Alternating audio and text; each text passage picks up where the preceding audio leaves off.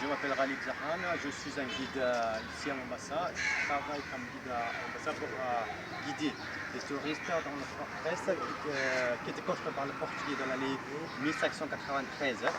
Il était construit par le Portugais. La raison de venir ici, c'était pour chercher les routes maritimes, pour aller en Inde, pour contrôler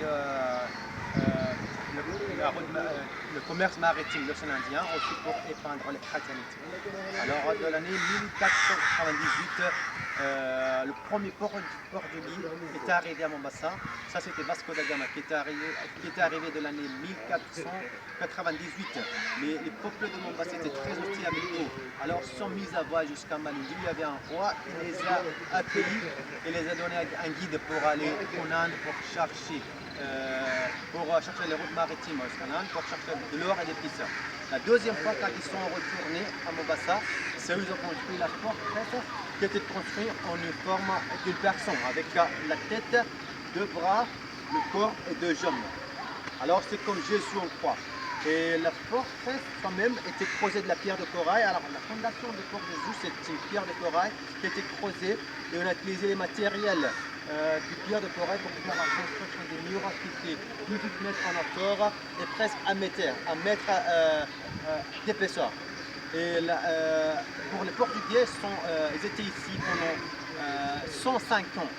Et pendant leur vie à Mombasa, ils étaient très cruels et harsh avec les locaux de Mombasa. C'est pour ça que les locaux sont allés en Oman pour chercher l'aide militaire pour combattre avec les Portugais. Alors les Arabes d'Oman ont commencé à entrer à Mombasa pour combattre avec les Portugais. Alors ils ont assiégé la forteresse pendant 3 ans et après ils ont fait le contrôle. Alors de l'année 1698, la même forteresse était prise contrôle par les Omanais